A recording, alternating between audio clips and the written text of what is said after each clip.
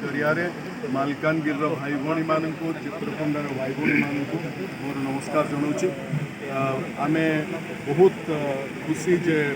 आम दक्षता विकास और कृषि ये दुईटा को समन्वित करने बर्तमान आरंभ करूँ। कोविड तो पछकू पछकू हटिगला आईटा आमको जीवन को पुणी टाणी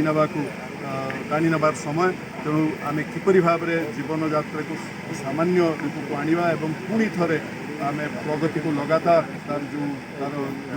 प्रोग्रेस गोटे रफ्तार थिला स्पीड थिला केमती फेरे आनिबा से विषय आमको मन प्राण देवाक पड़ो। यही क्षेत्र में दक्षता विकास और कृषि दुईटा जिन किपरि भाव में एकाठी करें मु एवं आमर प्रिंसिपल सेक्रेटरी एग्रीकल्चर आम आसचु एवं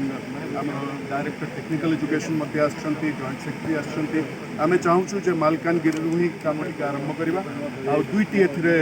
जिनस रोचे प्रथम है जे चित्रकोंडार आम किपरि भाव में गोटे सेंटर ऑफ एक्सलेंस या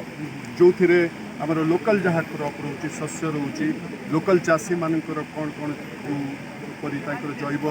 विविधता नहीं से काम कर एकाठी करतीय स्तर में किपरि गोटे सेंटर ऑफ एक्सलेंस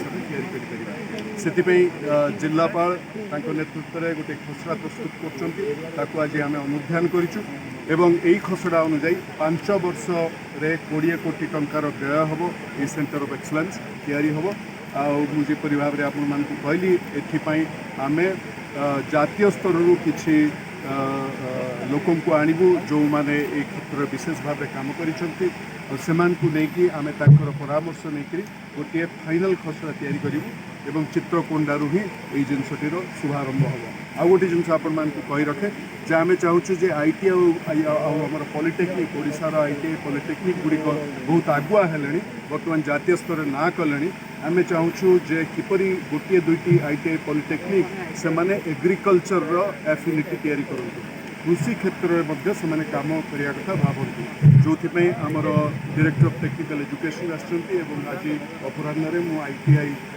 मालकानगिरी को जाऊँगी से आम परामर्श करूँ आशा करुँ जे चित्रकोंडा एवं मालकानगिरी ओडिशा को केवल नुह भारत वर्ष को गर्वित कर सुस्थ रे निरापद रे।